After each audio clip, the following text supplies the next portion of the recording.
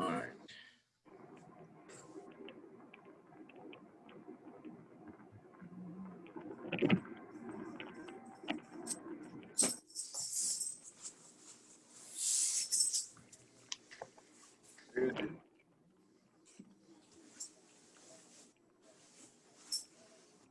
Oh my dog.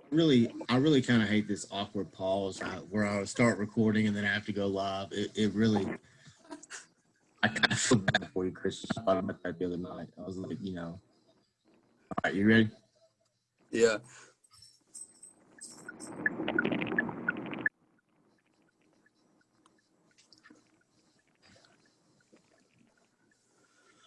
Hello, college fans, and welcome to another edition of College Pick'em with Wes and John.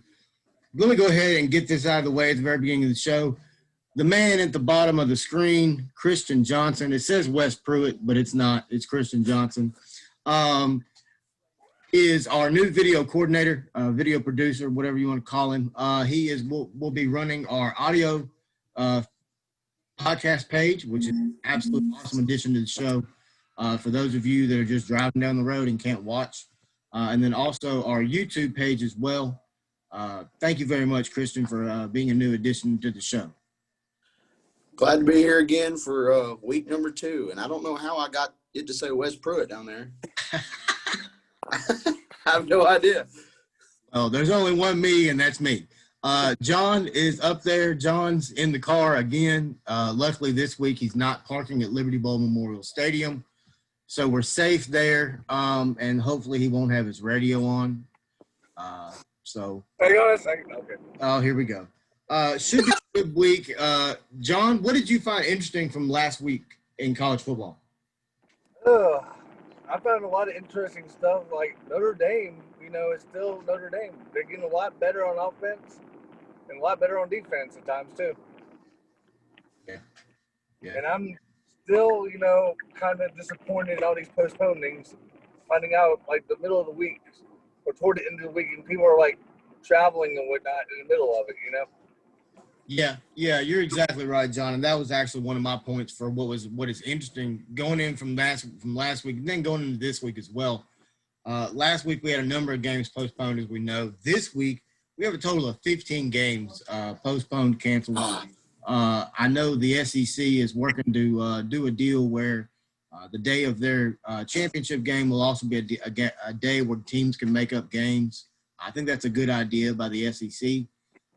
What I find interesting last week, John, and I'll get more into it when we talk about their game today, but Penn State, just what has happened to that program, I don't know. I understand it's a COVID year, so you really can't take, into effect all of it, but Penn State is just very, very interesting to me and very surprising. Go ahead, Christian. Well, that's another thing about Tennessee is, Kent State and Tennessee, they both have good coaches, and they're using COVID as an excuse, but all teams are going through COVID. Right. So, I'm sure they'll get a pass this year, but I'm not buying the COVID excuse. But anyway, my surprise last week, or I would have to say Florida. I mean, I think we knew they were a good team, but to beat Georgia the way they did definitely raises some eyes. Will they come back this week and will they be playing with that same intensity? We'll have to see, but that's an impressive win, and then Indiana as well. Yeah, that's that Indiana football team, man. That guy's done a great job at that school. I think Minnesota's taking a step back again because of what happened last night against Iowa. Iowa beat them 35-7 at Minnesota. Yeah. Speaking of last night, John, I'd like to bring something up that happened in that Cincinnati game. They're up big. You go for a fake punt. Mike Houston at East Carolina was hot. But, in a way, I mean, I kind of get it, John. I mean, you got to run that play, and, I mean, that's a perfect time to run it if you're a coach. And I know it's kind of a jerk move or whatever, but you got to do it because you got to get some kind of film on what a team does against you on a fake punt. I mean, would you agree or not? Well, I look at it like it's the same thing that BYU did against Texas State. Okay. I mean, I'm really not a big fan of it, although maybe they're just trying to practice new stuff. But you're up by like 35 already against East Carolina. There's only 7 minutes to go in the game. So the game's already pretty much out of reach anyway. The defense is supposed to, they're supposed to stop people as well. So the offense, the defense is going to try to stop people. The offense should try to score as well. I mean, that's just my opinion on it. Yeah, I don't know. I kind of see it both ways. John, getting ready to bring on here in just a second. Hold on. Well, let me bring up another topic that. Okay, go ahead. Us from last night as well, real quick, before we get to our guests. But what about this Iowa coach up 35-0, using 19 seconds to go in the game, using all 3 of his timeouts? Hey man, Kirk Ferentz is what I think a good football coach. He's been in Iowa forever. Bobby Bowden did that back in his prime, and this is what Bobby Bowden had to say about it. And I consider Bobby Bowden one of the greatest football coaches of all time.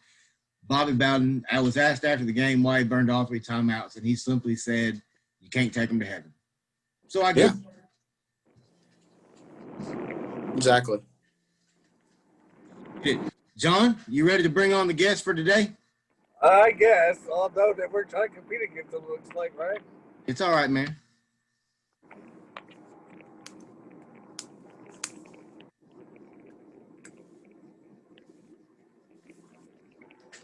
And now we have Mr. AJ Sturdivant and Drew Barrett. John, do you want to go ahead and introduce these guys?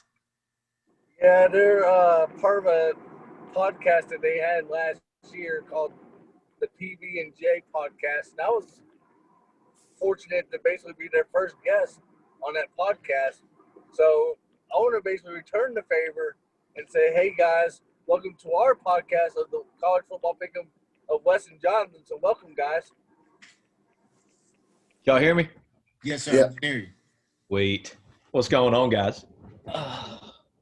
Not much, man. Not much. Drew, I don't know if you remember me. A girl named Haley Jerpy is my little sister. We went to school together at Rossville back in the day. Oh yeah. Yeah, man. AJ tagged you in that post yesterday, and I'm like, Drew Barrett. There's only one Drew Barrett that I know. And I clicked it, and I was like, yep, that's Drew. I know. That'd be me. Yep. Well, thank you very much for being on the show, guys. We have just added Christian Johnston, the guy at the bottom that says Wes Pruitt. That's not really him. I don't know how that happened. But we have just added him to our show as well as a like a video coordinator. And he's also started a audio podcast for our page as well for listeners that are driving over the road. It's been a great addition to the show. But guys, just give us a little bit of background on you two, how you guys got started and how you enjoyed your little podcast that you did last year. Well, I've actually been in sports talk radio for 7 years now. Started interning at Sports 56 WHPQ my freshman year of college. Then the next August started working as a board op / fill-in producer. Did that for a few years. The last couple of years, I've been the last 3.5 years, I've been producing every day the 3 to 6 show, Monday through Friday. Was Fish and Stats, now Sports Time with Wolo and Stats. Okay. Also been doing fill-in host work over at Sports 56 WHPQ. Between there, I've done multiple podcasts.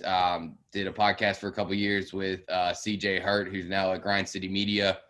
And then we decided that we were going to do a podcast after CJ kind of moved on and got too busy. And it's something we always talked about doing just kind of for fun and just see, where it took us. And unfortunately, we haven't been able to do one in a while. We gave it up. He's in medical school now, so and I'm just working too much. But I'd love to get it back going if we ever had some time. It was just about to take off. We could feel it. It was going.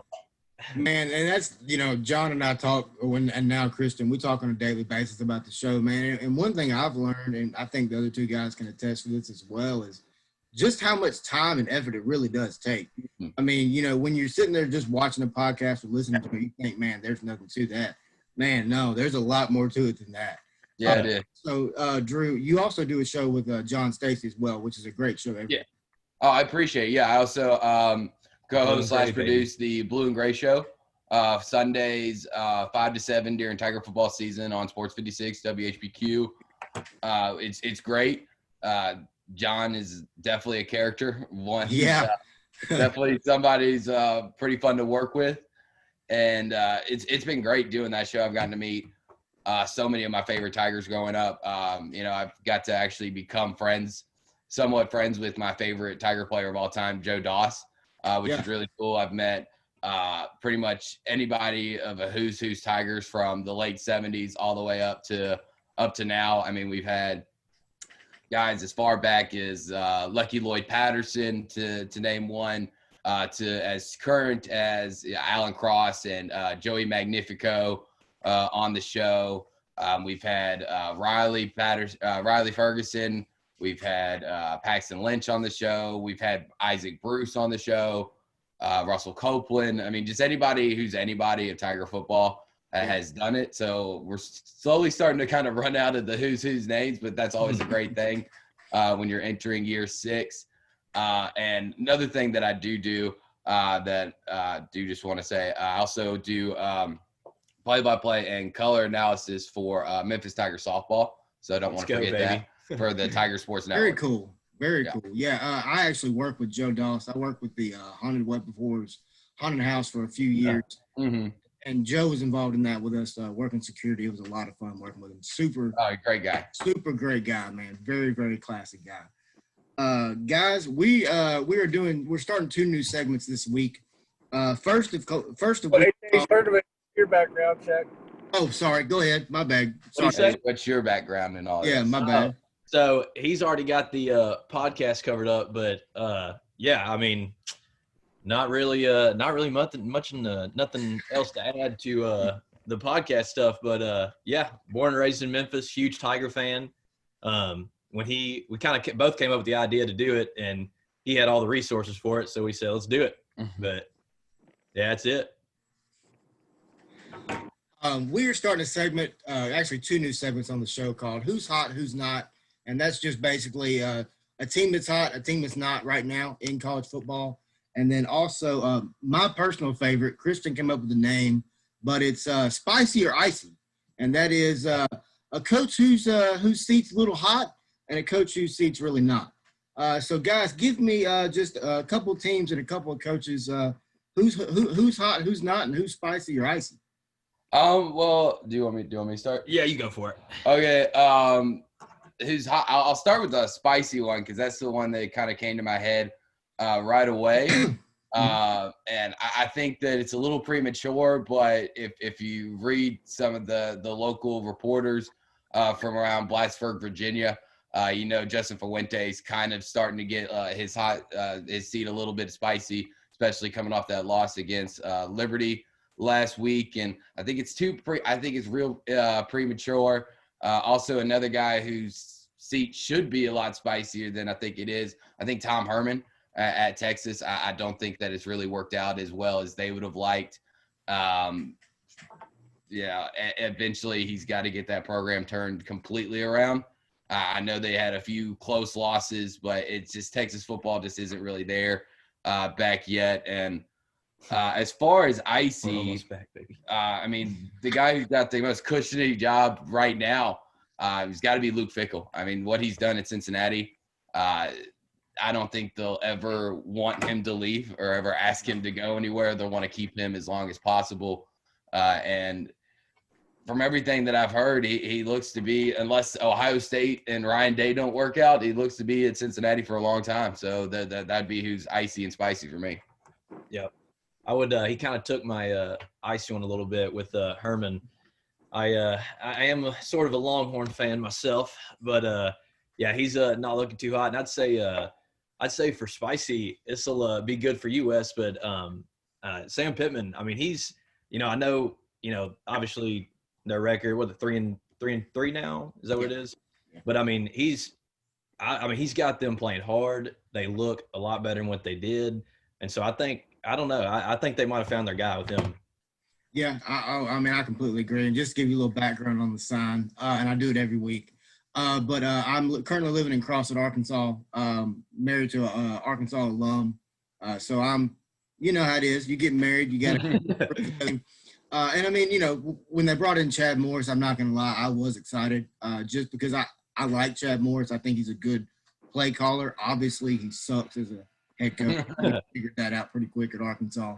But yeah, I mean, the job that Sam Pittman done, and Kristen as well, he's a big Hog fan. The job that Sam Pittman has done, and I called it on our pregame, when we just broke everything down preseason, he's going to turn out to be the hire that is the best hire this offseason, I think, college football around. If you look at the coordinators that he brought in, Kendall Browse and Barry Odom, if he can hold on to those guys, I think he can get Arkansas back to where Bobby Petrino had them and maybe even more. Yeah. It's very, very, very true. I think the addition of Barry Odom, while he didn't work out at Missouri for him, we all know how great of a coach he is. Heck, he was almost the University of Memphis' coach on a plane headed for Memphis until Missouri called and told him to turn back around. But yeah, I think if you can keep those guys in house, then it'll definitely work out. That's the only problem, is trying to keep somebody like Barry Odom, who has head coaching experience, who actually did have somewhat of a decent head coaching resume when he was in Missouri. So that's going to be the biggest question, is how long he stays. AJ, with you being a Texas fan as well as a Memphis fan, what about your Tom Herman? Are you on that hot seat with him, or? I mean, I don't know, man. I mean, I think, with this season being how it is, I don't think there's going to be too many people on, say like a hot seat very much. I don't think there's going to be a lot of job openings. So I do think he's in for next year.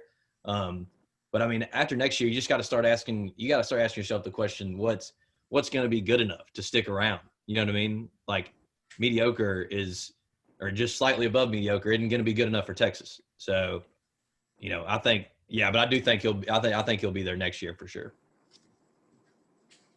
Yeah, I mean, like we were talking last week, with this COVID season, I mean, I think there's going to be a lot of coaches that probably could be fired that just won't be, just because of, everything not money out there. On.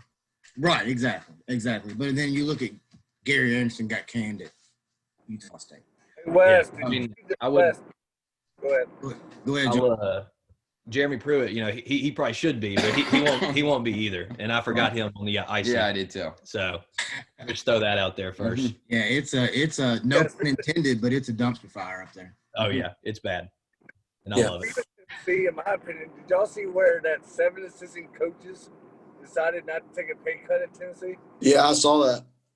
I think they have something internally going on there. I can see that. It's definitely a mystery, especially of how many layoffs and furloughs that college football has had. With the I can only speak from the University of Memphis point of view. A lot of the people that got laid off or furloughed, or basically fully laid off, I knew those people. They were great people. Have worked really hard for the university for not just years but decades, and it really hit a lot of us, especially in the industry, of, well, if it can take those people's jobs who have been loyal, proud employees of the University of Memphis, then how much longer is it until it trickles down to me, until it trickles down to even further more people? And that's what kind of makes me a little upset about them not wanting to take the pay cut. I get it. It's tough times for everybody, and everybody needs to be, kind of looking out for themselves first and foremost.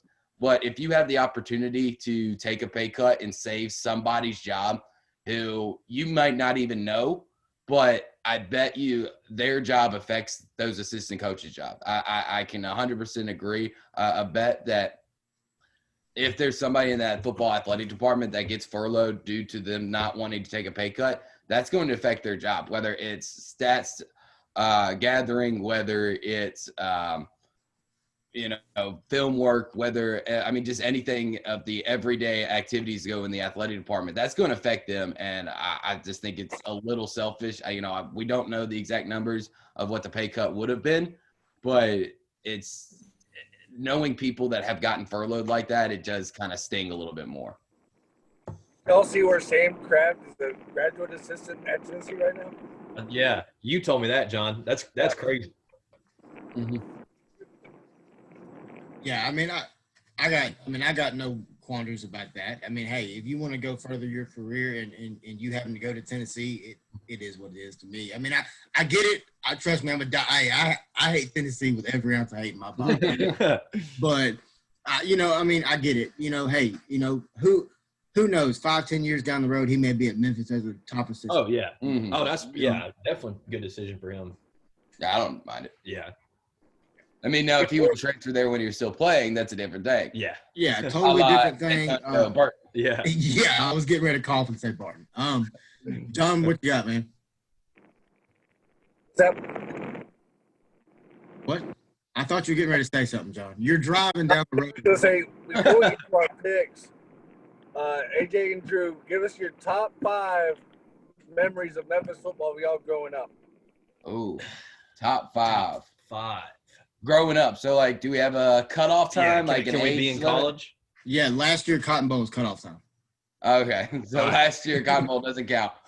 In no particular order, I'd have to say, man, this is a tough one. My number 1 is going to be Ole Miss 2015.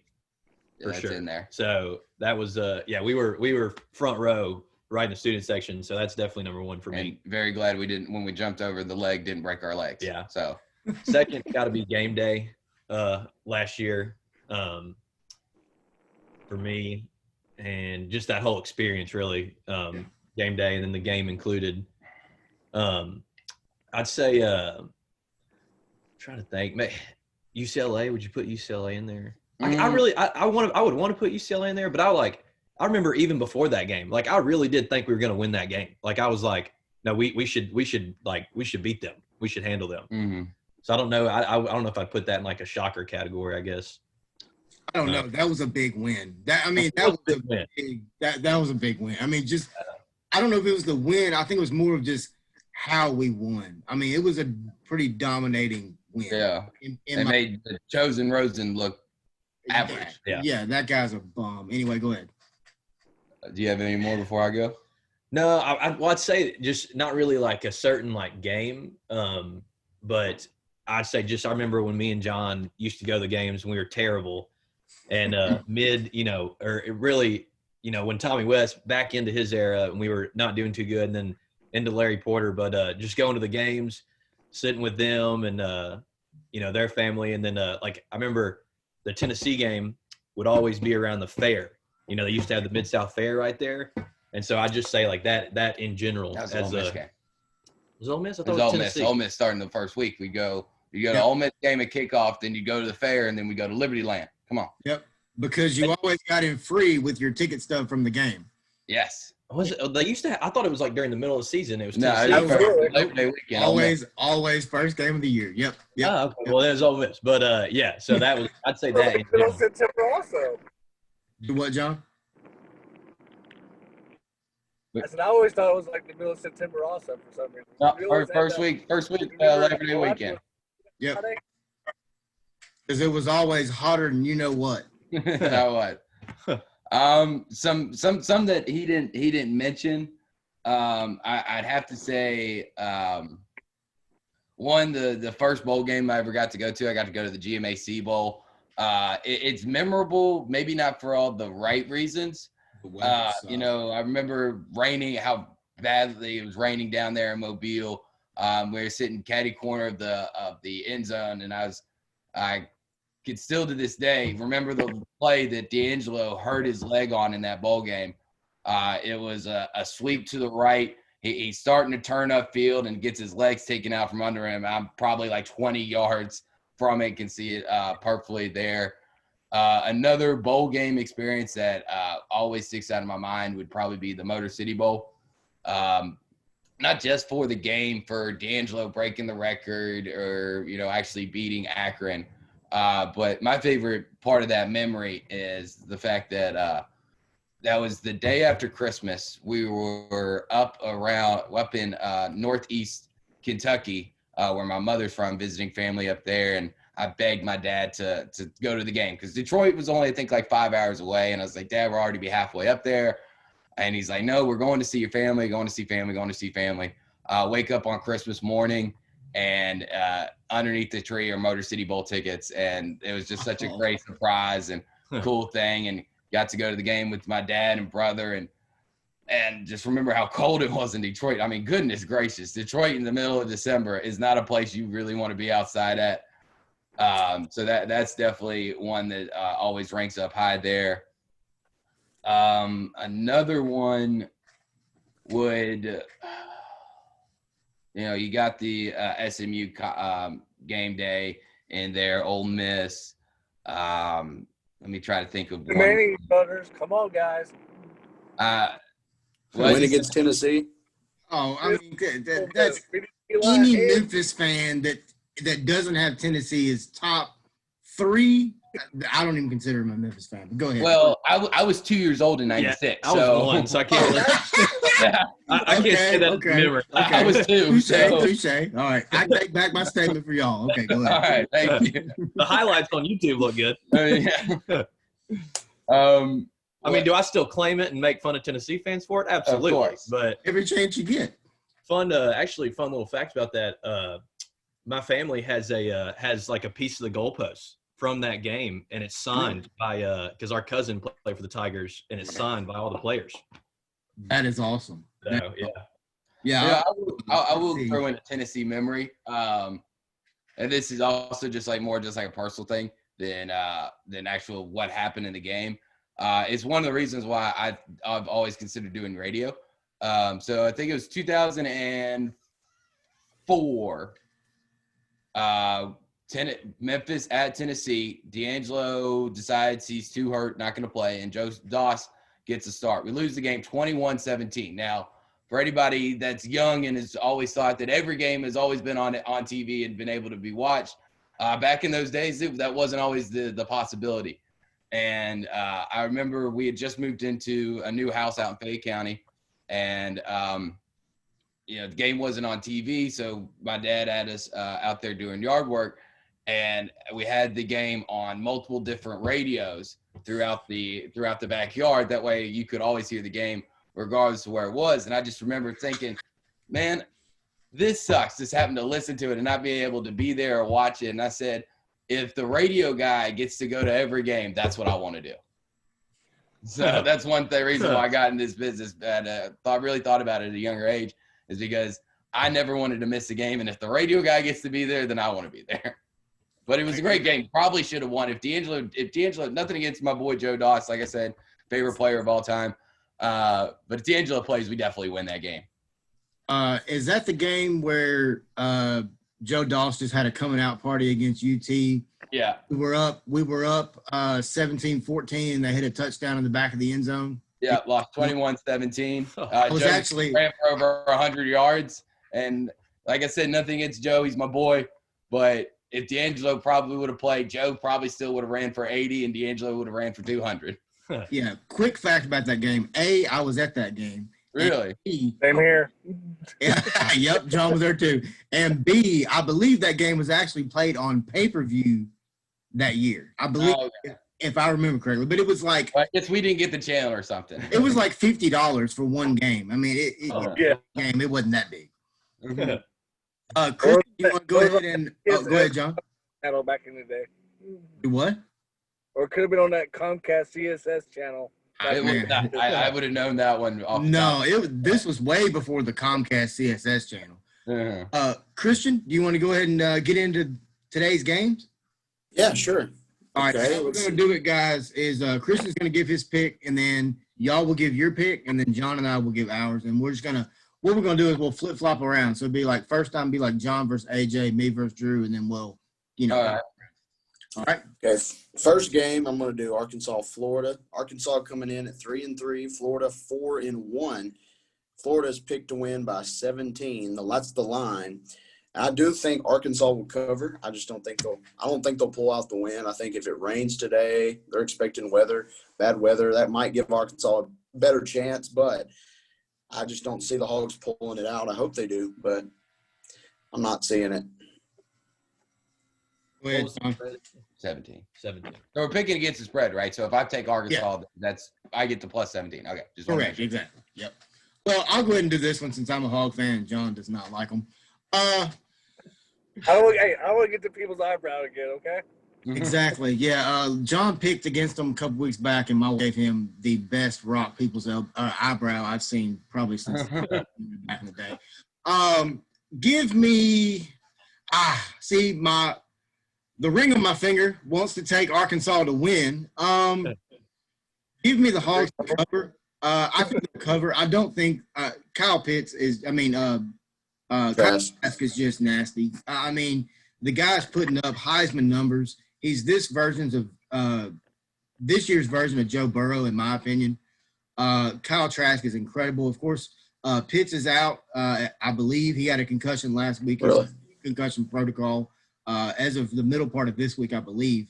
I just think Florida's got too many weapons. I'm really interested to see how Barrett Odom attacks this Florida offense and what kind of holes he can find. Of course, we know Sam Pittman will not be on the sidelines today. He tested positive for COVID-19. Barry Odom will be the interim head coach this week, and I think Barry will do fine in that role. Like I said, give me Arkansas to cover, but I think Florida's going to get the W. And Arkansas will score points. They're going to score points today, but I just don't think they'll be enough. No, I don't think so either. My turn? Yeah, go ahead, Drew. All right. I don't really want to just waste time and add too much. I think both of y'all right on it. I'm going to take Arkansas plus the 17. I actually think it's going to be a lot closer than y'all. I think it's going to be about a 1 or 2 score game, maybe around the 7 or 10, just of how much familiarity, Felipe Franks has with that field, has with that type of atmosphere, even though there aren't going to be as many fans out there. And I think Barry Odom's defense it's been on a roll. Regardless of who they've asked to step up, they've always done it. And without Kyle Pitts there for Kyle Trask, kind of his safety net, I think he's going to make a few more mistakes than we're used to. He's not going to have that check down tight end route to always go to with Pitts. So I see Trask making a few mistakes, maybe especially throwing the deep ball.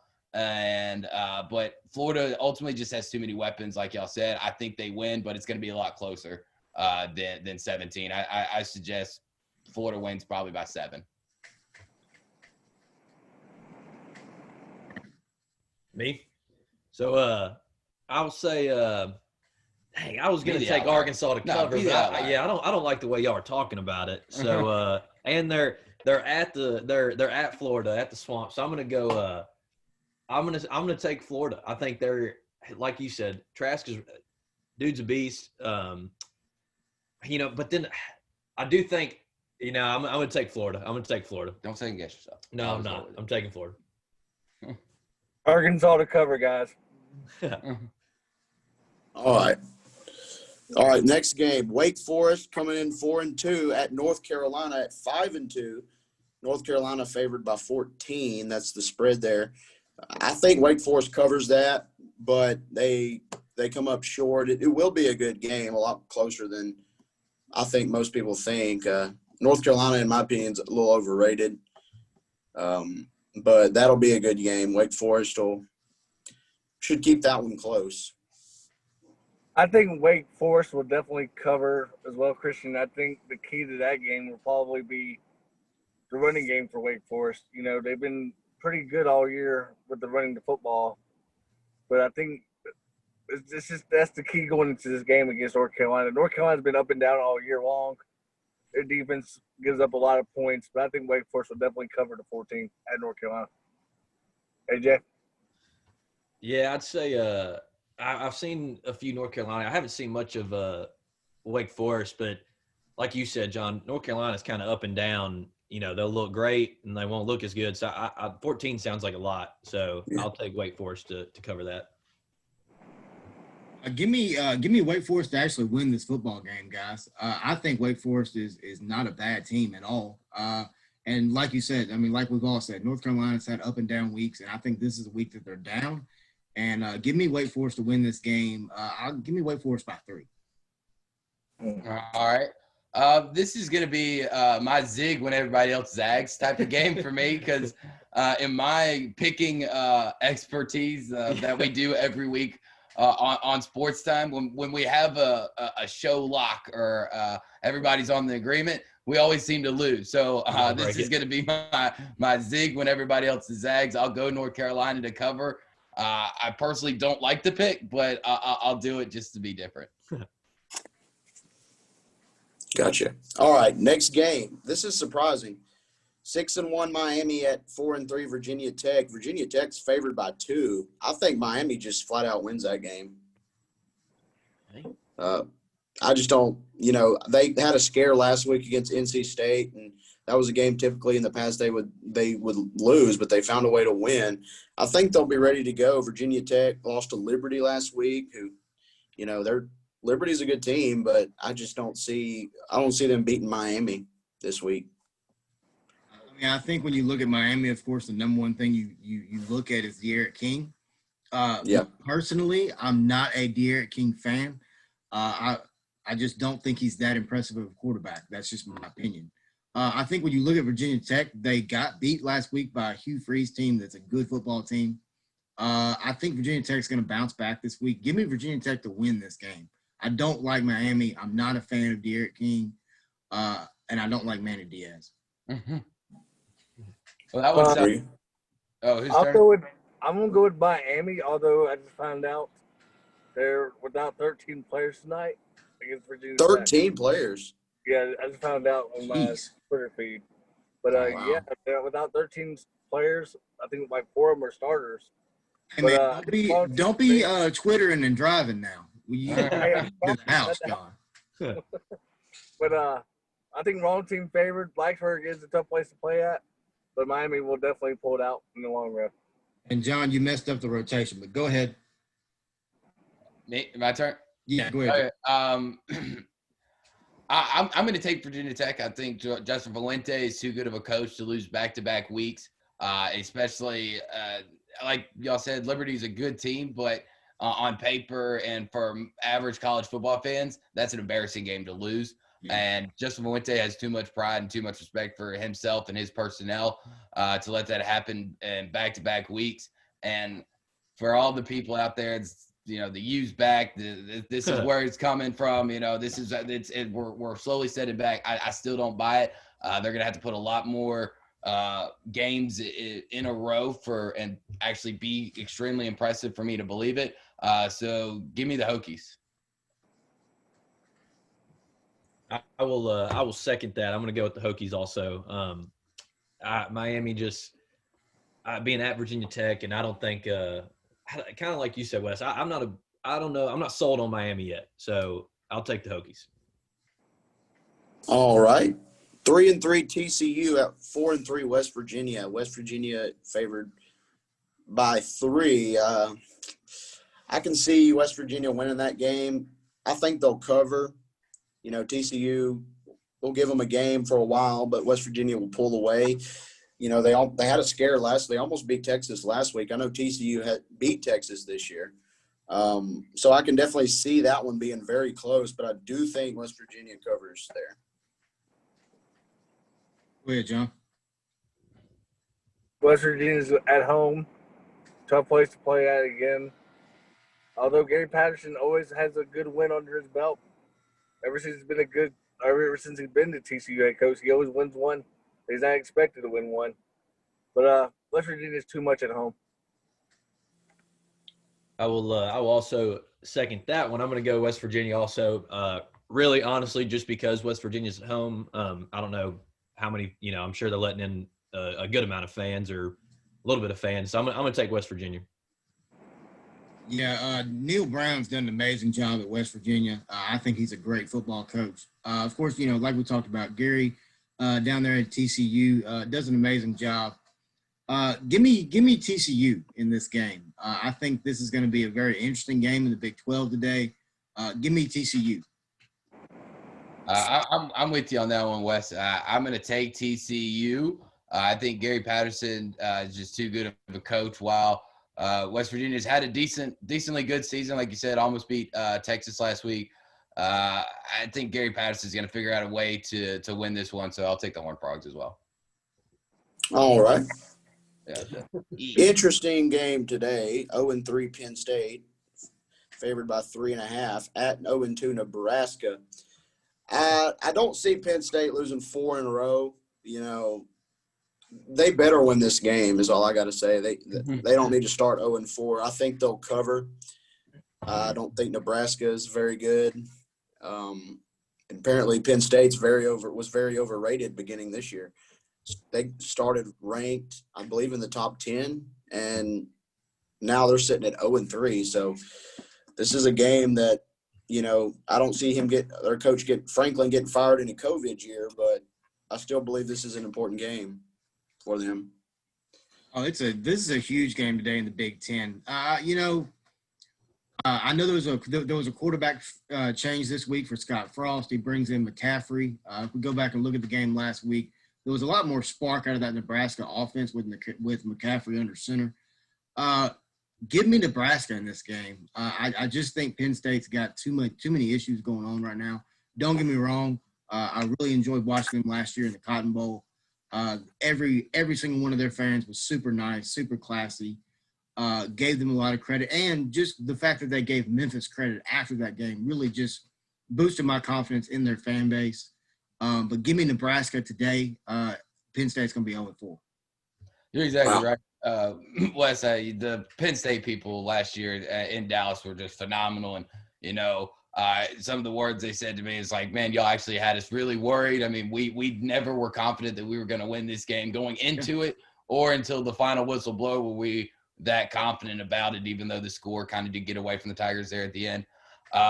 But this matchup would have been a lot better in 1997 than it did in 2020. It would have been definitely game day game, would have been the primetime game on ABC. Now I'm sure you have to watch it on ESPN plus FS1 97 in order to get this game. But it's actually on Fox Sports 1 today. Go ahead. Okay. But this is actually my lock of the week on the show yesterday. I think James Franklin can't lose 4 in a row. And Scott Frost still, like you said, did have a little bit more going with McCaffrey at quarterback last week. Penn State needs this one. They know it, and they're going to get it done. They win. Yeah, I think Penn State wins for their running back as well because their running back, you know, I don't know if y'all saw this or not, but he did have like a heart condition. Now he can't play football no more. Oh, wow. Pressure in the Cotton Bowl against us, if I'm not mistaken. But I think they rally against the Nittany Lions. I think Nebraska might put up a fight for like 3 quarters, but I think Penn State pulls it out late to cover. Oh, yeah. If you go back and look at that Cotton Bowl, John, Johnny Brown's the reason Penn State won that game. Johnny Brown and that big Gronkowski tight end guy. The tight end was ridiculous. Oh, my gosh. He was as a man amongst boys in that game. Ridiculous.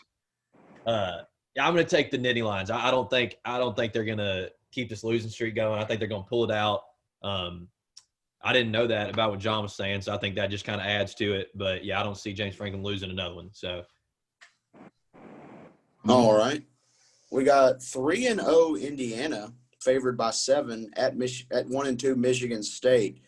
You know, Michigan State had the big win against Michigan, but I don't see them beating Indiana. I think Indiana's coming into this game rolling, and, you know, Indiana could win out until they get to Ohio State.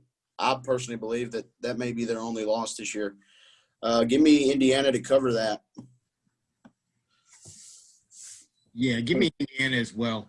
They're on a roll right now. Indiana big. Yeah, easy pick. Michigan State, while they did have the good win at Michigan, we know that Michigan State's really not that good, and now we know Michigan's not very good. So Indiana, I think, wins by double digits. Just because I know who John's going with, I'm going to go Michigan State. Spartans. I'm not giving much faith to Indiana. Spartans. I think Tim Al is the coach of the year in the Big Ten right now. And Indiana will definitely cover the 7. 300 yards passing today. Let's go. Oh, okay. You're throwing out some guarantees. Okay, go ahead. Yeah, 300-yard pass. Wes, you've already went, right? Oh yeah, Indiana big. I think Indiana just school crushes them today. It's gonna be ugly. I mean, This Mel Tucker is going to get them going at Michigan State eventually, but it's going to take at least 3 years. It ain't gonna be this year. State. I mean, Dennis. What was his name? Dennis. The you are who you say you are. That guy. That's who they are. They're not good. So yeah, we got a very exciting game. Vanderbilt 0-5 playing 2-4 Kentucky. Kentucky favorites by 17.5. I think that's a little too much. I do think Vandy will cover. They played Mississippi State pretty well last week. And in a game, I still don't understand how they barely lost to A&M. That's the first game of the year. But Vandy's a bad football team. They're going to lose, but I do think it'll be closer than that, 17.5. What time does this game start? 11. What channel is it on? SEC Network. Cool. I will not be watching that channel. I won't watch it either. This is going to be, I mean, if you want to take a nap, folks, in about a half hour, this will be the game to watch. Yeah. I mean, it's like watching two 95-year-old men fight. Give me Kentucky, but I don't know that Kentucky can beat anybody by 17.5. Yeah, that's the biggest question. Terry Wilson coming back this year, you thought that was going to add some firepower, especially off of a really good 8-win Kentucky team last year that I think came out of nowhere. And maybe we overhyped him. Maybe we thought Terry Wilson was going to come back and be 100%. He just hasn't shown it this year. He hasn't lived up to what he did in 2018. And plus, anybody who knows me knows that I love Derek Mason. When that man speaks, I would run through a brick wall for him. Now, unfortunately, I'm not smart enough to get into Vanderbilt, so I'll never be able to prove that. But I'm going to go Vandy. I think Kentucky wins, but hey, anchor down. Let's go. I'm also a big fan of Derek Mason. I mean, really, if you look at the job he's done at Vanderbilt with what he's had to work with, the guy's done everything he could do. I mean, yeah, we saw James Franklin win there, but I don't know that you can win at Vandy. He had 2 9-win seasons. If you don't have the money, you don't have the support. If the university fan base alumni doesn't support you, and you have for sure the worst facilities, worst equipment, worst everything in the SEC, you're just not going to be able to get it done. He can't compete. He's fighting an uphill battle. And I respect him so much for just how passionate he is for players in that program. That's why I love Derek Mason. I just wish the university would actually give a damn about football or about any sport other than baseball. Because, I mean, they got Jerry Stackhouse. There's their head coach in basketball. And their pulse for that is just barely above dead. So I just wish that university could do so much, especially there in the Nashville metro area. Just so much money around that if they would just get off their butts and actually try to do something in athletics instead of just the academia part, then they could be something. But the sad part about it is they just don't want to do it. Completely agree. 150%. Is that everybody? John, did you go? I'm calling Kentucky 35-10. Yeah. Oh, yeah. Atta boy. I'll score.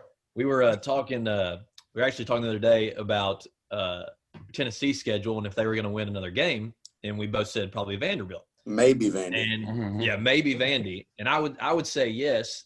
And seeing as how Kentucky curb stomped Tennessee, I got to take Kentucky in this one. That's a good pick. I love those Next game, 6-1 Army at 4-4 Tulane. Tulane favored by 3 points. I see Army just flat out winning that game.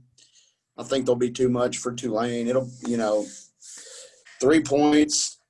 I think that's just because it's at Tulane, but I like Army to cover and win. John, go ahead. That's a toss-up. It really is because Tulane's been playing some decent ball lately. And they're holding on to some leads also the last 2 ball games, I believe. But Army's got too much time of possession, I think, against Tulane's offense. And they're going to keep Tulane's offense off the field. Army will definitely cover and win. Yeah, I could see. I'm going to take Army with the win also. And the only reason I say that, like, I don't see if Tulane wins, I think it's going to be really close. But I could if Army wins, I think they could win by 10. So, give me Army. Give me Tulane by 2 touchdowns in this game. Wow. I think this Tulane offense. I mean, as we know, as Memphis fans, we've seen it. They can score points, and they can do it in a hurry on you. Give me Tulane in this game, Drew. I'm with you, Wes. Just like what I talked about with Derek Mason, I think Willie Fritz has succeeded through the ceiling at Tulane with what he has to deal with. Also, still has to deal with the academia type of side with it. I don't think they're 100% there yet, but they're definitely a lot better than they used to be. And I'll definitely buy into a coach that has reached his ceiling and gone above it. So I'll take Tulane in this one. Okay. Next game, 2-5 Middle Tennessee at 6-0 Marshall. The spread 24.5. That's high. I think Middle Tennessee covers that. That's, Middle Tennessee coming in 2-5, not very impressive, but I can see them covering that for sure. Middle Tennessee won't cover that. Marshall's got a heck of an offense this year. I think Marshall will win this game by 35 points. Oh, okay. Go ahead, Drew. Yeah, I'm with you on that emotional day at Marshall. Obviously, the 50th anniversary of the plane crash that devastated that program. We all know the story. Probably most of us have definitely seen the movie We Are Marshall. Real heavy heart type of day, remembering that. And while I love Tommy West being the all-line coach at MTSU, I think they're a decent football team. But there's no way Marshall loses this game, and they just stomp them out. Marshall by big. That's another coach that might be looking for another job in Middle Tennessee. I think Stockdale's done an amazing job in his 15 years that he's been there. But I think Middle Tennessee just wants to have like a change at the end of the year and bring somebody young in to replace him, because the Conference USA is getting better with these decent younger coaches also. But, Marshall's got too many points, and it is an emotional day. But Marshall definitely covered at 24. John, are you moving? That same tree's been behind you for like 10 minutes. I'm parked. I'm gonna. So everybody went with Marshall so far. Yeah. So, 24 and that sounds like a lot. So I'm gonna say give me Middle Tennessee. I don't think it's gonna happen. Okay, Lee Corso. Mm-hmm. Yeah, not so fast, my friend. So fast. 0-0 Western Carolina at 7-0 Liberty. Liberty favored by 32.5. I know Western, it's their first game of the year, so they're probably going to be a little rusty. I think Western Carolina covers that. I don't think Liberty's going to win by 32.5. They better if they want to, stay ranked, but I don't see that happening. Hugh Freeze will beat them by 50 today. Give me Liberty big. I'll take Western Carolina. That's just a lot of points. I guess. First game of the year. Definitely should be healthy at this point. Shouldn't have to deal with a lot of injuries. Aren't banged up. Not very often you can say that sitting here in the middle of November. So I guess I'll take them to cover. Kind of just, why not? 32 points is a lot for anybody. Well, look at Gardner. Hey, look at Gardner Webb. They had a cancel against Charlotte. Yeah. But I'll take Liberty. I will also take Liberty. Even though it's a lot, I think Hugh Freeze got them rolling, so I'm gonna take Liberty. What do you think, Wes? Oh, Liberty big. Liberty's going. Hugh Freeze is going to run the points up on them. Okay. He's got 7-0 extension. He's got to do something. Yeah. 7-0 Coastal Carolina favored by 10.5 at 4-3 Troy. By the way, that game's canceled. By the way. Oh, Yep. It's canceled. Okay. Yep. Never mind. Scratch that one off the list. Although I would pick Coastal though. Oh yeah, the Chef players all day. All time. Question with that is, I heard somewhere, is Coastal Carolina, are they on a collision course with Liberty eventually? Will they play? Are they on the schedule? No, I think it's App State that they're on. Is it App State? Okay. Yeah. Coastal Carolina's in Sun Belt. Liberty's an independent. Okay. I didn't know if they were okay. There was no that's gonna be a heck of a matchup between Coastal and App. That's gonna be a battle. no line for this game, but Illinois 0-3 Illinois at 1-2 Rutgers. I like Rutgers in that game. I just think it'll be too much for Illinois. Rutgers, they got beat pretty bad by Ohio State last week, but they were able to move the ball on Ohio State. I don't think Illinois will be able to stop Rutgers at all. Yeah, I mean, when you look at Rutgers, of course, Greg Schiano's back.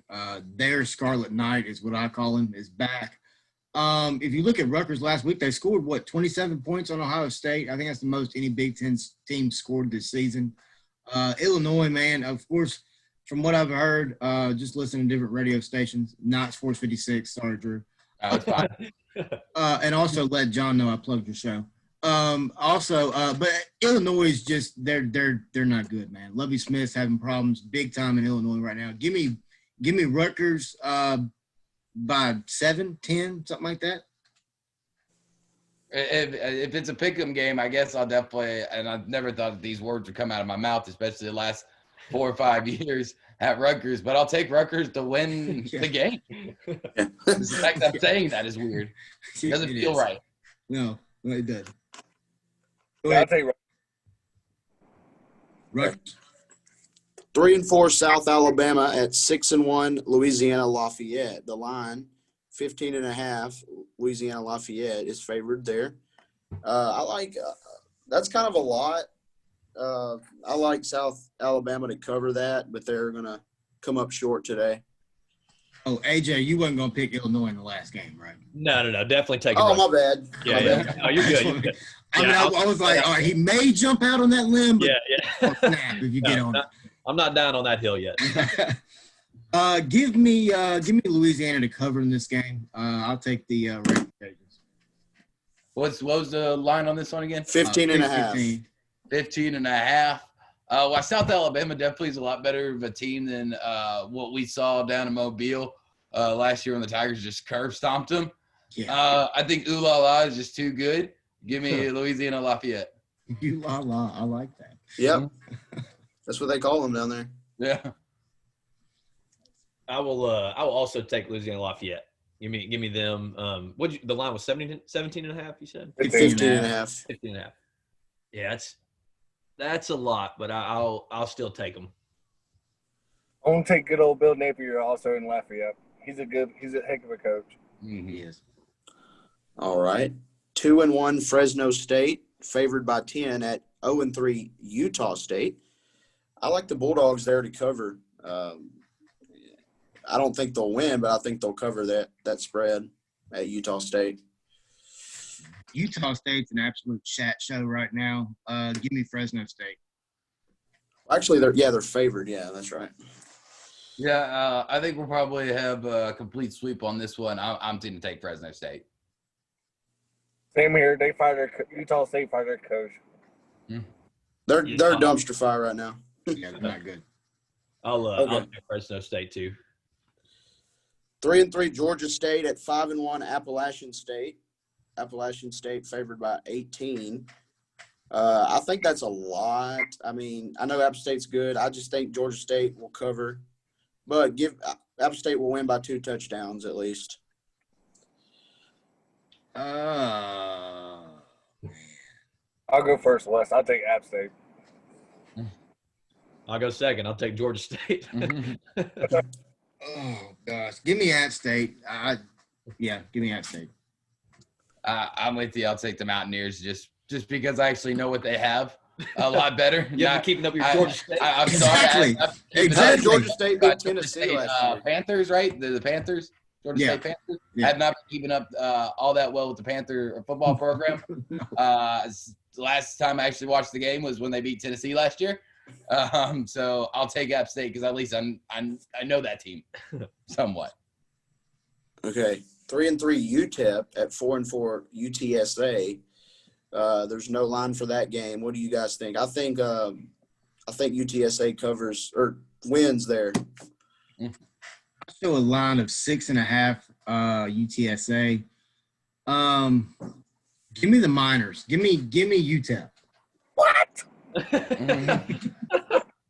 Well, move, Cotton. Let's see if it works out for him. Yeah. Yeah. Ball move, Cotton. Go ahead, Drew. I'll take the Roadrunners in this one at UTSA. Just way better than UTEP. UTEP hasn't been good in football for a long time, and I still don't think they are. No. Not since Wes, Mike Price, I guess, was the last time they were decent. Yeah. All right, 2-5 Louisville at 2-4 Virginia. Hang on one second, Christian. I'll take PSA also. Well, Okay. we knew you were going to take them based on your reaction to my UTEP pick. Who you taking? Yeah, I'll take UTSA also.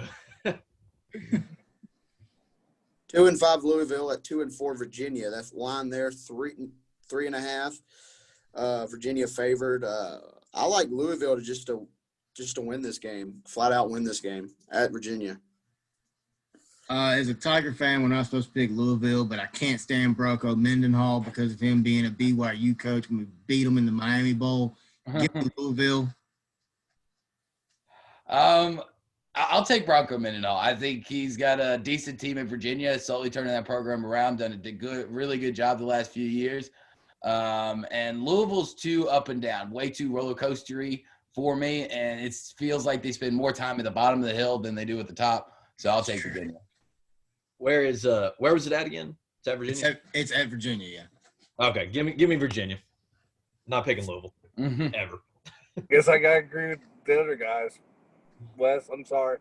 I mean, you can form your own opinion, John. You don't have It's okay, John. somebody else. Hey, I gotta go Virginia. They're at home. Okay. Undefeated Notre Dame goes to Boston College, who's 5-3. The line there, 11.5. I'm gonna probably be the only one to say this, but I think Boston College upsets Notre Dame today. I'm going out on a limb. All right. Coming down off the high, they're gonna. Yeah, I think that this is that game that they're going to lose. Notre Dame typically loses a game that they shouldn't, and I can see this being that game. Christian, let me take you back to the year 1993. Florida State was number one, if I remember correctly, in the country, taking on number 2 Notre Dame, coached by Lou Holtz. Notre Dame ended up beating Florida State. Well, the next week they traveled to Boston College to take on Boston College and got beat. I just think this has been too hyped up. Too many people have talked about 93. I think if you look at Brian Kelly, he's a hell of a football coach. I'm sure he got this posted everywhere. Every meeting they walk into, I'm sure they're hearing about it. I think Notre Dame's going to get this win, and I think Notre Dame will win by more than the spread. Okay. I'm with you on this one, Wes. Definitely a great helmet matchup. I mean, just the classic good bear looks. But I'm going to go with the Golden Domers on this one at Notre Dame. I think while BC had a great game against Clemson, they pulled out all the stops. They didn't hide anything. They exposed everything that they possibly can do in that game to try to win it. And I think Notre Dame's just too good of a team. So I'll take the Irish. I will also I'm going to take Notre Dame. Kind of like you said, I think Brian Kelly is too good of a football coach, and he's been around too long to let his team come down off that high and not play well. And yeah, I mean, kind of even how we started the show with the spicy. I mean, Brian Kelly, he's got it going. So I'm going to say Notre Dame. I'm going to go with Notre Dame, 450 total yards, 250 rushing, 200 passing. When did they become Central Florida, John? I'm going to take that to the bank, John. All right, I'm headed to Tunica right now. I'm putting the house on. See, so if I don't have a home tomorrow, Don't I'm do coming it. up to you. If you're Don't do that it. confident. I've already went to Tunica for you. You didn't bet on that game. Interesting game here. 1-0 USC at 0-0 Arizona. I'm not seeing a line for that game. Someone said USC with a close win last week against Arizona State. They basically had to pull one out of the hat last week. I believe they'll get Arizona's best shot here in their first game, and I think they'll have to really battle to win this game. Give me Arizona to win, though. Wow. Wow, I was right. All righty. Not talking crap about your pick, but it's a bad pick. All right. It's a 14.5-point line for USC. So you are starting the game down 14-0, Mr. Arizona pick. Give me USC. I think if you look at what's the guy's name? Caden Slovis, the quarterback. I can sling it everywhere. Of course, you got Clay Helton there with a little Memphis connection. And Kevin Sumlin is, speaking of spicy, I think if there's any seat that's hot, his seat is in fuego right now at Arizona. Give me USC by 21. I'm going to go with the Trojans here as well. Clay Helton definitely needs this win. He needs a really good year. He needs to be as close to 6-0 as he possibly can be. If that's 6-0, 5-1, I think if he goes 4-2, USC, even in this COVID-19 type of year, will find a reason, find a way to basically get him out of that head coaching job. I mean, they've done everything they possibly can, basically forced him to hire different guys around him, basically forced him to basically hire some potential replacements there in Los Angeles for the USC Trojans. So for Clay Helton to keep his job, he's got to win. He's got to win big. So I'll take USC. I will say that USC. I will say USC wins, but does not cover the 14.5. Right on. Fight on. Fight on. 1-0 Colorado at 0-1 Stanford. The Stanford favored by 8.5. Stanford, in my opinion, disappointing loss last week. I thought they had a chance at beating Oregon, but was held to 14 points last week at Alton Stadium. I believe they will come back and win this game, and they'll cover the 8.5. To be honest, I was asleep during the Stanford-Oregon game last week, and I really don't know much about either one of these teams. Give me the Buffs, man. Give me Colorado to get the win on the road today. This is one of those coin toss games, just kind of like what you said. Haven't really watched a lot of Pac-12 football because one, it's only been around 1 week, and not really sure what these teams kind of look like. It was a coin toss game. It came up head, so that's Stanford. What was the line on it 8.5 for who? for Stanford, actually. And it's at Stanford. I'll get Colorado. Let me take Colorado. Okay. I'll take Colorado to cover as well. All righty. 1-6 South Florida at 2-3 Houston. West, if you can tell me the line there. I didn't see one on my app. But I got South Florida winning that game outright in an upset. I know they're 1-6, but we saw what they're capable of last week, almost beating Memphis. Who would expect that? But Man, easy. It's still fresh on my heart. hey, y'all won though, at least. And you were, and Jonathan was there. I bet that was an exciting game to be at. But yeah, I left 3 minutes to go in the game though. John, You left. you're not supposed to say that on live Facebook, John. I was there and I stayed the whole time. Now, did I almost start crying with 5 minutes left to go when we're down by 13? Yes, I did. But guess what, Jonathan? I stayed because I don't pay for a full ticket and only get 3/4 of the product. You stay to the end of the game, so there's all zeros. That is not a good friend. What were you trying to do? Beat traffic? There's less than 10,000 people there. How much traffic are you going to He needed a head start on finding the vehicle. Please, don't get us started on traffic, Drew. He had to find the vehicle. It took this man 35 minutes to park at Liberty Bowl Stadium last week. How? It's not that hard. There's not even 10,000 people there. I didn't drive. Oh, yeah, you didn't drive. So that's your excuse? You didn't drive. My Lord, you've been going there since you were a fetus, John. You should know where to park. give me Houston. I love the visor with the stringy mullet. I love everything about it, man. Daniel Holgorsen. People talk. You can say what you want about him. I like him. He's a good football coach. Give me Houston. South Florida. While they were impressive last week, I think they'll lose today at Houston. Give me Houston by 14. I think they'll cover. I'm with you. While I don't really respect Dana Holgorsen, especially what he did to a lot of those seniors last year, basically banking on Derek King to come back and basically just giving up. And while that was a really crappy move to do, I still think he is a good coach. As long as he has the respect of those players, and I don't have any personal connection with anybody at Houston. I don't know what they're talking in that locker room, but if he still has their respect and their trust, I think Houston is still a pretty talented team, got a great quarterback in Tunes. So I'll take the Cougars to win. Yeah, I'd definitely take Houston. Yeah, I think the key, in my opinion, is also going to be South Florida's quarterback in that game as well. Because, we put pressure on him last week as well.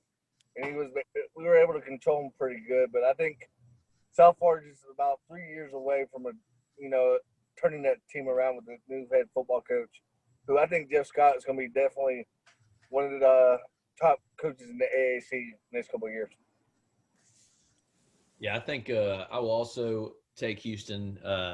South Florida, I think last week was more a tale on Memphis. I don't know. Memphis has not been playing well to me. We don't. Memphis hate. No, I love Memphis. Well, everything You do understand. You're like less than a subway foot long away from Drew. Like he can easily smack you. Right? Yeah. It's just I don't know. So I'm gonna take Houston. All right, that's fine. Good job. Yeah. All right, 1-8 Texas State at 5-2 Georgia Southern. Georgia Southern favored by 10.5. I like Georgia Southern to cover. 1-8 Texas State. That's a lot of losses, especially in a COVID year. But at Georgia State, 10.5. Yeah, give me the Eagles there. Georgia Southern. Yeah, Georgia Southern. Oh man. Georgia Southern. Drew. Yeah. Is Brady McBride still the quarterback at Texas State? I don't think it matters in this one. I guess I'll just keep the Memphis connection going. I'll roll with Brady McBride. I've done it a couple of times this year, and it's always hurt me. So four times the charm, I guess. All righty. I got the Eagles. Yeah, I'll go Texas State. I can safely say I've not seen these teams play at all. I have no idea. Yeah, me either. Texas State. Sounds good. Okay, 2-5 Southern Miss at 2-6 Western Kentucky. Western Kentucky favored by 7.5. Once again, don't know much about these teams, but give me Western Kentucky at home to cover the 7.5. Should be a close game. I think Western Kentucky covers there. Give me the Golden Eagles. They've gone through pure hell when it comes to football coaches this year. They're now on their third one. I like Southern Miss. I just like them. I always have, always will. Great place to go watch a college football game down in the Rock in Hattiesburg. Give me the Golden Eagles in this one. What you got, Drew? I think there's just too much turmoil, like you said, at the coaching position. Been on their third one this year, fourth in the last 2 years. Just not enough consistency there for me. I'll take Western Kentucky. I'm not happy about it, and I'm not really that confident about it, but I'll take it. I see it being like a 23-15 type ball game. Western Kentucky. I will at Western Kentucky. I'll take them. Western Kentucky always surprised me. I don't think I'll ever pick against them. Mm-hmm. So that's what we're doing. I like their mascot. It's a hilltopper. A hilltop. What is a hilltopper? What is a bearcat? I have so many questions for these mascots. Anyway, go ahead, Christian. 1-4 Baylor, favored by 1.5 at 2-3 Texas Tech. That'll probably be a high-scoring game. give me the Bears there to cover that at Texas Tech. I know that's going a little bit out on a limb there, but I like Baylor to surprise some people, and I think they'll get their season turned around. I know they're 1-4, but they've had kind of a tough schedule. I think they'll start trending upward today at Texas Tech. The first one. Go ahead, John. Basically, I'm gonna pick Baylor and pick the over in that game as well. Well, it's Big 12 football. Pretty obvious always to take the over.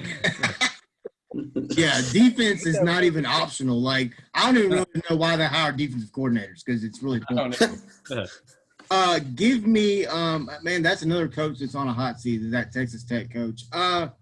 Give me Dave Aranda and the Baylor Bears, man. I like Dave Aranda, what he's doing down at Baylor. Give me Baylor.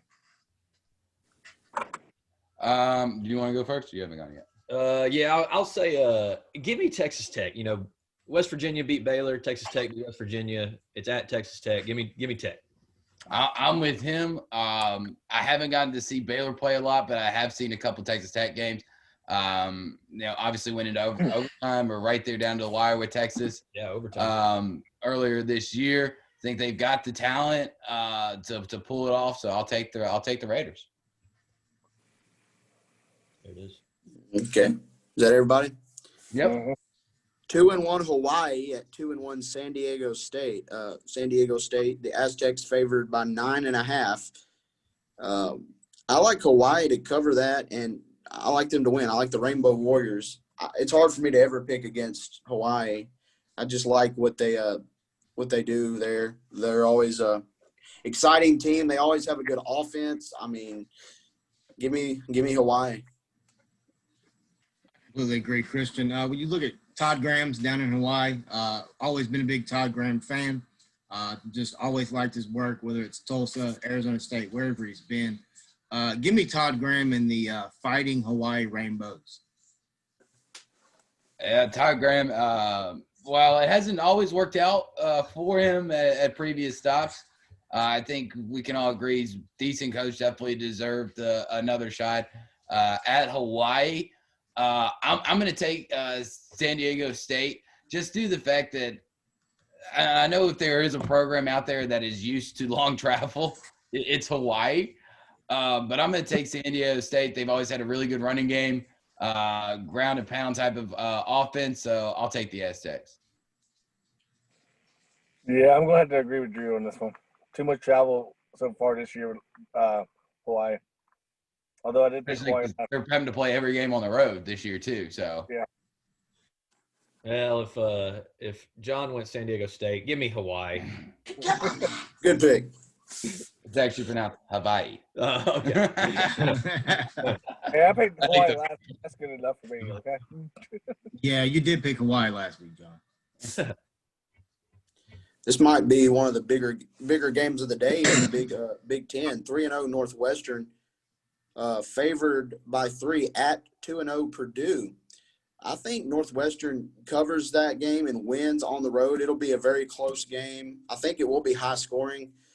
Purdue's been impressive this year, so I can definitely see me being wrong on that pick. But I'm going to say Northwestern covers the spread there on the road. When you look at Northwestern, of course, I don't think they've given up a single point second half this season at all. Fitzgerald's done an amazing job at Penn State. If you look at his coordinators are just great hires all the way around. Ramsey is playing pretty well. But if you look at this Purdue team, I think this is going to be a surprise for the day. I think Purdue's going to win this game and win it fairly handedly. If you look at that receiver they got, Bell, at Purdue, that guy's a stud. But, the big question for me is, where is Rondell Moore? When is Rondell Moore going to break out? Stud going to even get on the field and do anything? Give me Purdue in this game. I'm going to take Northwestern to keep it rolling. I love what Pat Fitzgerald has done in his long term there at Northwestern. Maybe it hasn't been as consistent year to year as he would like. But just like a lot of other programs, academia definitely plays a big part when you're talking about Northwestern football. Guys have to be able to qualify academically. And plus Jeff Brahmy, he's kind of rubbed me the wrong way this offseason. Had some really weird and outlandish ideas type of stuff. Basically with that, what was it, a 15-page continuation to play college football paper that you either needed a tinfoil hat or 20 college degrees to decipher. It was just quite confusing to me. So I'll take Northwestern just for that reason. AJ. All right. I'll take Purdue. It's at Purdue. Yeah, give me Purdue. I'm going to go with Drew and pick Northwestern. Drew is pounding some Cokes back there, too. Try to stay awake. I'm not sure if John's drinking a Mountain Dew energy drink. I don't know what he's drinking. He was pounding something earlier. I should have known. Go to sleep, baby. John, is your car on? You're not wasting gas, are you? Yeah, that's what I was getting ready to say. You've been sitting by that tree for like an hour now. I'm at the house, like I said. I'm just parked. Go inside, John. You're at your own home. I'm good. Tell Terry to get on. Yeah. Put your mom on. It was just her birthday. Okay. 3-0 Nevada Wolfpack, favored by 17.5 at 0-2 New Mexico. I like Nevada to cover that spread. I know it's a lot. I think they'll go on the road and just blow out the Lobos there. John's taking Nevada, obviously, by that howl. Give me the Wolfpack as well in this one. I'm with y'all. New Mexico's a terrible team. For one, Nevada's got a really good program out there, and plus, family ties. My grandfather is a University of Nevada, Reno alum, so got to stick with the Wolfpack on that one, just for family ties. Who? 10 minutes. On that? Take our time. What you got next, Christian? Oregon. Hold on. Wait. Hold on. We got to let What was the spread on that last one? 17.5. Yeah. Give me the Lobos. All right. That's a lot. Yeah. Hey, is New Mexico still get that same coach, Coach Davey? Oh, I don't. Is Rob Davies still there? You're over my head, John. I have no idea. Oh, If he's still there, I'm shocked, John. That guy was there what felt like for years. after he left Notre Dame, yeah. All right, go ahead. Next one, we got 1-0 Oregon, favored by 10 at Washington State, also 1-0. I think this will be a really close game. I think it'll be pretty low scoring. Give me Washington State there to cover. I think they'll lose, but I think Oregon wins by 10. Ducks fly together. Give me Oregon. I can't wait to see what jersey combination they come out with, even on the road. Give me the Ducks. I like what Mario Cristobal is doing there with that program. I think they could be possibly a sleeper to sneak into if they can get all their games in. That's the question with Pac-12. Right. I think if they can get all their games in, I think Oregon's a sleeper team with a little help needed, but I think Oregon.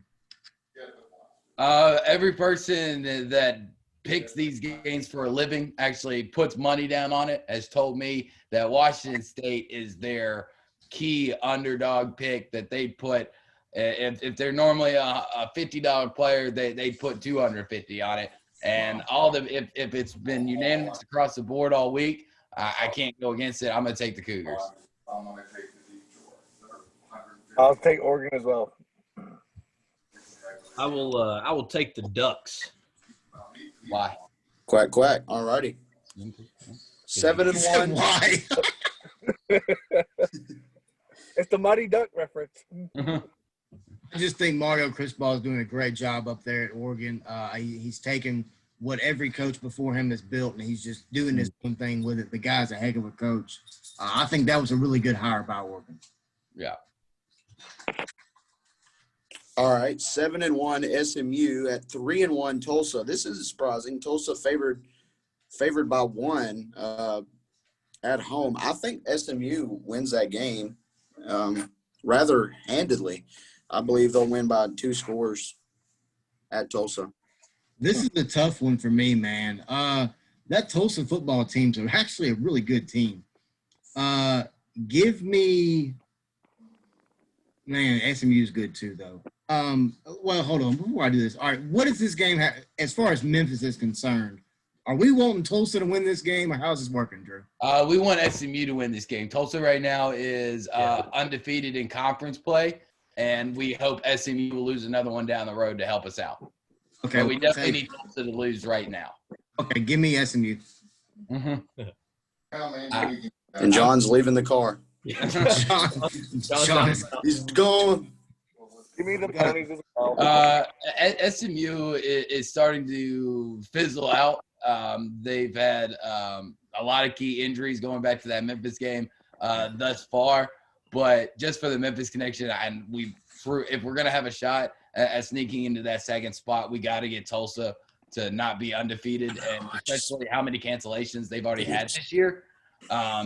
The opportunity for them to lose 2 or more is really starting to dwindle. So I'm going to pick SMU and cross my fingers. Give me SMU because not only do I want them to win, I think they will. I think they'll cover. And also, we had a comment by Bob Smith, Memphis Slim, on the Facebook page. He's a Tennessee fan, so he's a little upset at us. He said talk some other sports, but he's still mad about Tennessee. So, Old Memphis Slim. well, Bob, there's only one sport right now on this show currently, and that's college football. Now, once basketball season starts, we'll slide over to basketball. But we're probably still going to talk bad about Tennessee. That's right, Memphis Slim. You don't like it, turn it off. yeah. All right. John, 2 who and you 5. taking? Oh, John, I'm picking SMU. Yeah, he was Tulsa taking doesn't have a SMU. kick- Okay. 2 and 5 Florida State at 4 and 3 NC State. NC State favored at home, or favored to win by 10.5 at home. I think NC State wins that game. I'm not impressed with Florida State this year. I don't have any faith that they will cover that spread. NC State almost beat Miami last week. They should have beat Miami, but Miami ended up pulling that one out. So, yeah, give me the Wolfpack there. Well, let's see. I now know that John's house has not changed in 25 years. It's the exact same way it was when I was a kid walking into that house. Give me NC State in this game. When it comes to Florida State, don't get me wrong, I like Mike Norvell, but it's just he don't have it rolling right now in Tallahassee. Give me NC State to cover this game. I don't see Florida State pulling it out. I hate to keep agreeing with you, Wes, but you're exactly right on this one. I mean, if it was 14, Form your own opinion. if it was 14.5, then yeah, I probably would take Mike Norvell. Yeah. But NC State's just been a really, really good team, or actual surpriser this far in the in 2020 year. So I'll take NC State. I think they win by about 14. So I'll take them to cover the 10.5. If you need a guest picker on your show, just holler at me. I got you. Go ahead, John. Okay. I'm gonna, Florida State had like 3 How did you players. get back outside? Florida State did have. Are you walking down the street, John? What are you doing? I get I was something just from my mom. inside. And Linda asked me to get something, AJ. Okay. Okay. But first Yeah, of all, just blame it on hey, Atlanta. Why don't you? hey, real quick, Uncle Bobby just sent me a text and said, "Give me a shout out." We just did. But Florida State did have 3 players lead the program this week, I believe. But North Carolina State's too good at home. Yeah, give me North Carolina State also. I don't have any faith in Florida State. They look bad. I don't think They're bad. the football team right now. I do have faith in Norvell. I think he will get it turned around, but he's got a whole culture and program that's got to just kind of get an overhaul. So, And Christian, you're still good. You're not going to get thrown out of the hotel because you're still in your room at 11. Actually, I'm cutting it kind of close, but I thought you said Cookout was at 12. I mean, if you need to like walk down, John's walking outside in Bartlett. So I mean, if you need to walk down to the foyer, go ahead. Okay, I may have to do that actually. How many more do we have? How many more Hey, games call left? the front desk and get a guest pick. Let's go. I may We've have only to- got yeah. like 5 more games left. I feel All right, Paul, we can roll say, through. please let me finish this show. yeah, just roll through the games. We can go in no huddle offense. It's fine. Okay, 1-0 Wisconsin, 4.5. They're favored at Michigan, 1-2. Give me Wisconsin to. Wisconsin big. I think the quarterback's going to be back this week. He was out for COVID. This might be the game where Harbaugh, his seat really gets hot. Oh, his seat's hot already. I think this is going to be the game where somebody just comes by and starts lighting multiple matches around the bottom of it. Give me Michigan. Or I'm sorry, Wisconsin. I'm with Wisconsin easy. I'm with Wisconsin also. I want to see, like you said, I think that quarterback should be back, and I don't want the hype to be too big because everybody's kind of jumping on it, but I'll take them. I'm gonna go with the not so fast guys and pick Michigan. Just because. John. Hey, it's at the big house. You got to feel it. All right, Christian, keep on moving. I got you on the games. Up next, Okay. Temple at 1-4, traveling down to the Jump House to take on Central Florida and the Golden Knights. Central Florida, the 25.5-point favorite according to ESPN. Give me Central Florida in this one. What you got, Christian?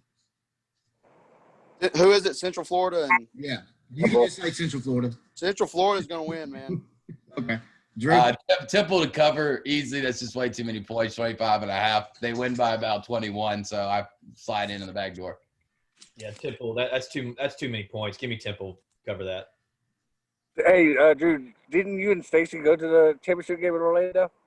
Went both of them. Yeah, I did. And I hate every single UCF fan in the entire world. Saw real quick. I know we're running short on time.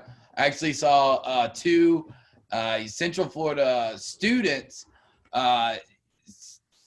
say "F-U" to a 5-year-old Memphis fan. Literally leaned down in his face, walking by with his dad, and went "F-U" at him, but didn't say F. He said the full word. Wow. Well, thank you Yeah, for we heard the stories from good old Bumgarner and Ryan back in the day, but yeah. I think, Temple's definitely going to put up a fight in the first half. The quarterback and wide receiver plays do impress me. I think Temple will definitely cover.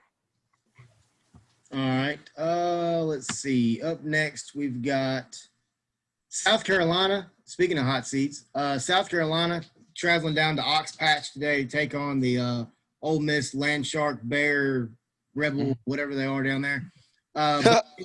Both teams are 2-4. Ole Miss comes in as a 13-point favorite. Of course, we know the Lane train's rolling down there in Oxford right now. Give me Ole Miss. I just don't think South Carolina's got it this year. I think this will be the last year we see Will Muschamp as the head coach for the Gamecocks. Give me Ole Miss to cover. Yeah, I'm with you. I'll jump on the Lane train for this one. There he is. Hey, buddy. I will also hop on Ole Miss for this one.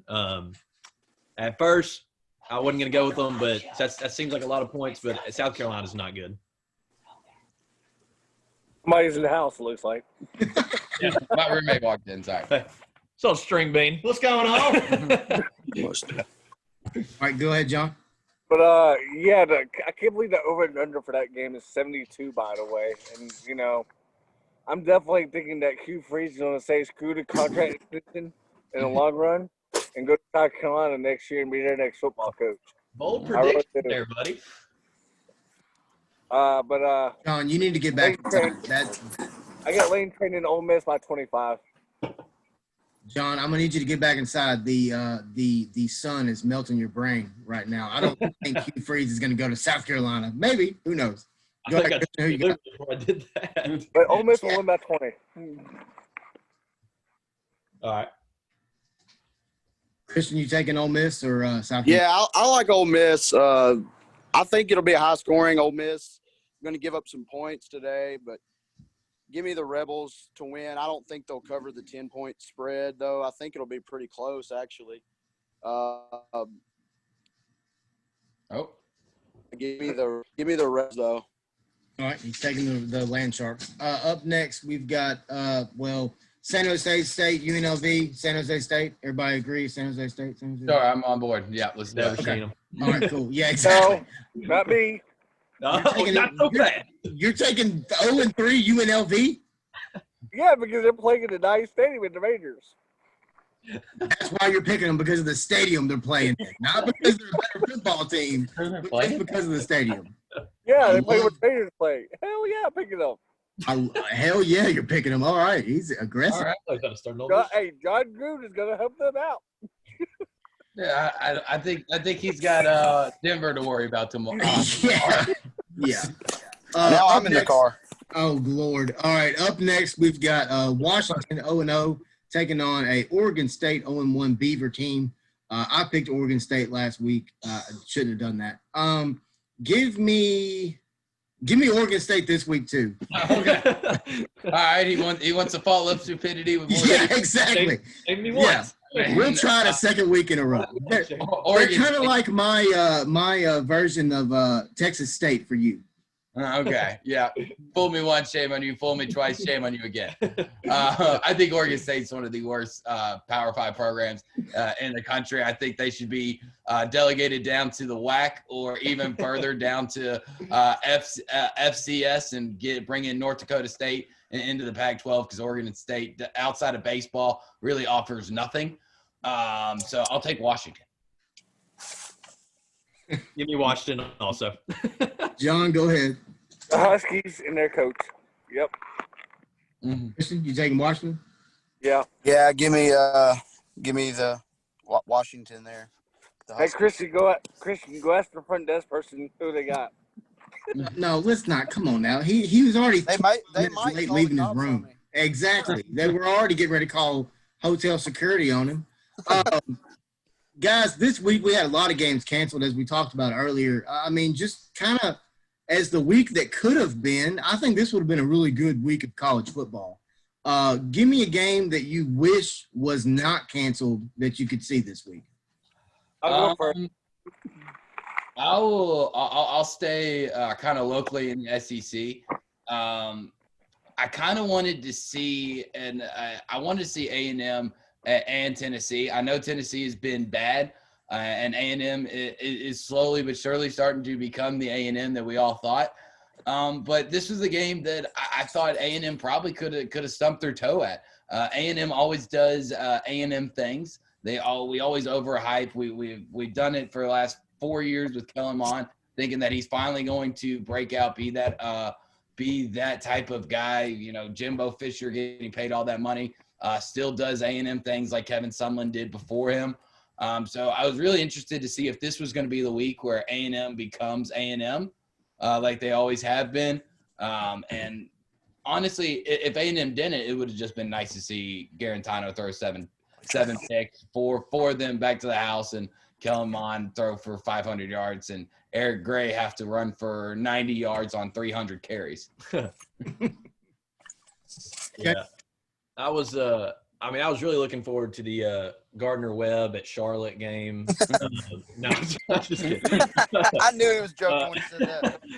I was trying to find the game on the schedule. I didn't even see him on.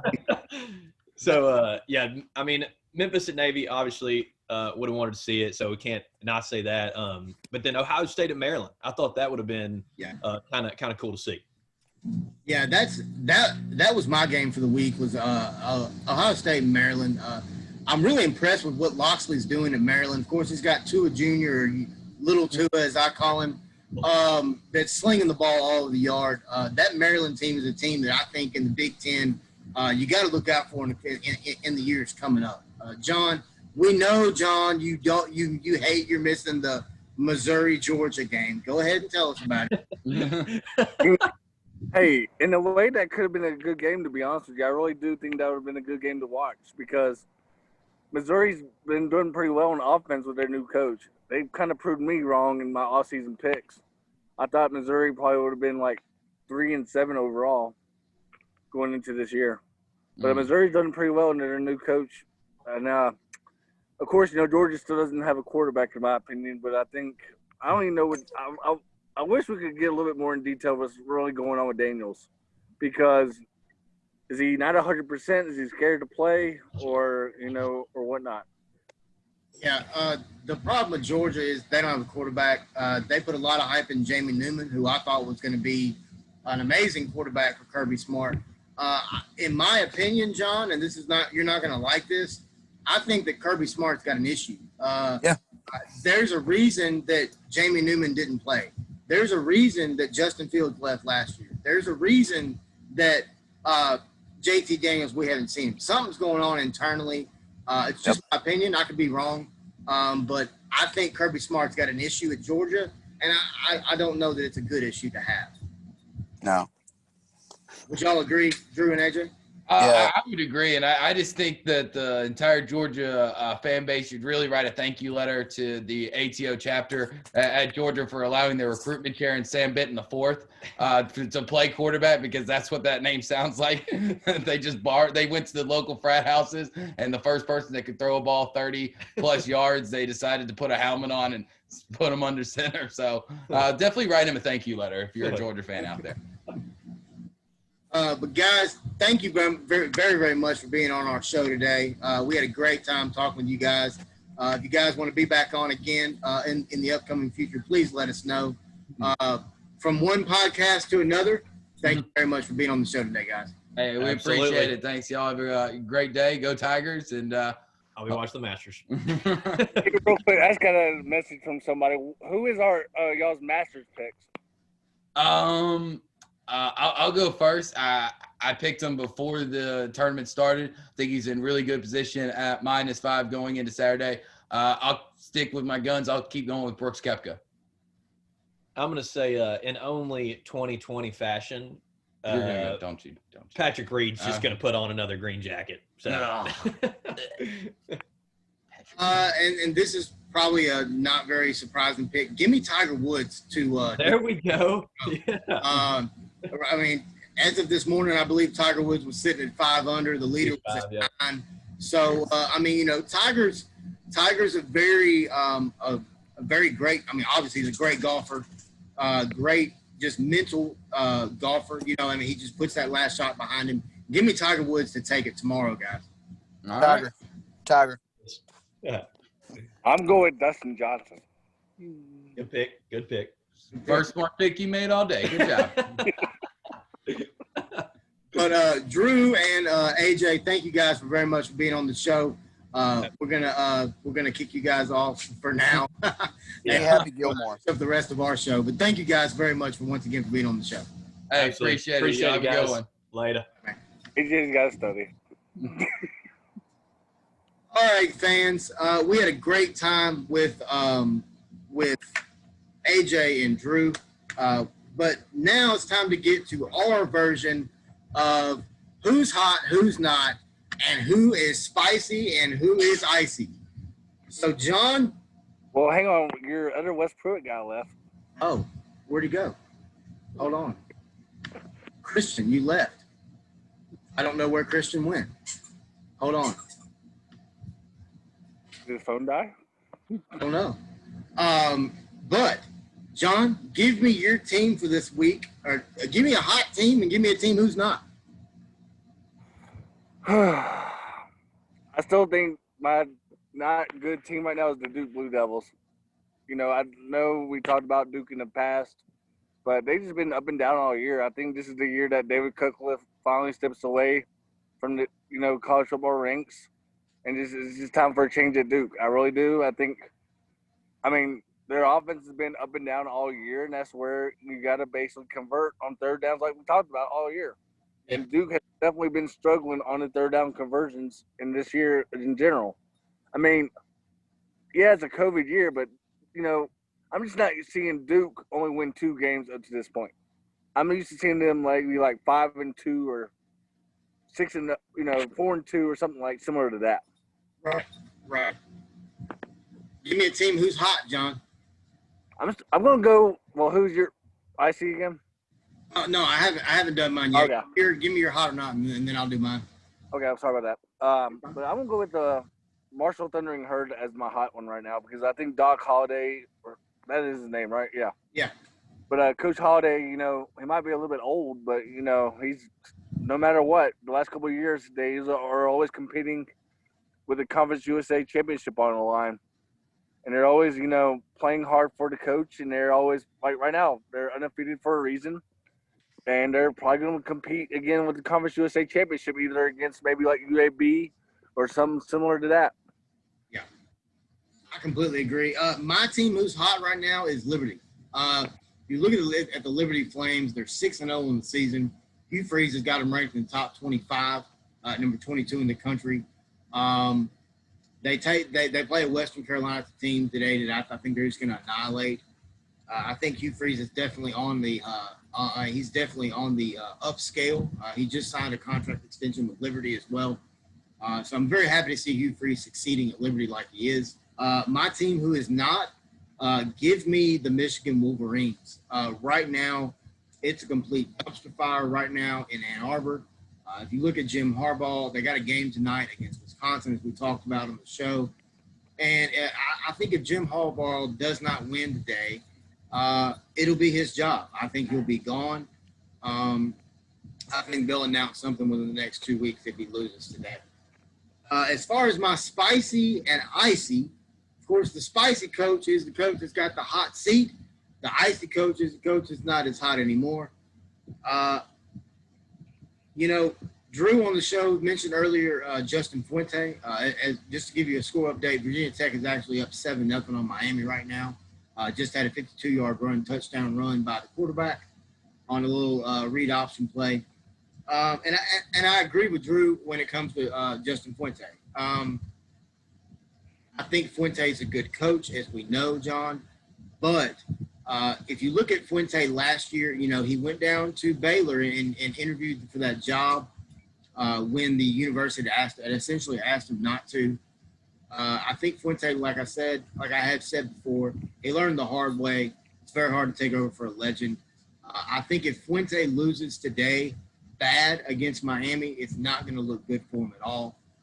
As far as a coach's seat that's not hot at all, I think you got to look at the Indiana head coach, Tom Allen. The guy's done an amazing job at Indiana. They're undefeated, ranked number 10 in the country right now. I believe it's either 10 or 18. But I'm really impressed with the job Tom Allen's done at Indiana. Give me your spicy and icy, John. What's that? Spicy and icy. Man, those are like some good ones right there that y'all talked about with AJ and Drew. And, you pretty much – I didn't know this until I totally forgot, to be honest with you, until this week. But it seems like Justin Fuente, like you said, basically loses the game every year to like a 1AA or to like a Sun Belt or to a Conference USA team, Yeah. But it happened the last 4 years. But man, this is crazy because it's kind of hard, but it's tough. But yeah, Justin Fuente's on my list as well. But the one that's not on the hot seat.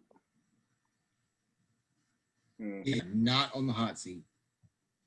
Well, you took my one of them, but I'm gonna go with maybe Ed Orgeron still. I know people are saying, well, LSU's been down, and everything like that. They've had players option out like crazy and basically leave the program due to circumstances and whatnot. But the bottom line is LSU just lost a lot of talent. Yeah, they did. They lost a lot of time. I think that national championship win gets him a bye this year for sure. And of course, with COVID going on, it's crazy. They've had guys opt out. They've had guys step away from the program, just like everybody else has. But yeah, I think Orgeron is a coach that seat should not be hot, in my opinion. But John, I think it was another great show today. Once again, thank you to AJ Sturdivant and Drew Barrett from the PVJ podcast for being on the show today. I had a lot of fun with them. Guys, thank you for watching once again. For John Sturdivant and Christian Johnston, I am Wes Pruitt signing off for this week. Thank you very much, guys. Have a good day.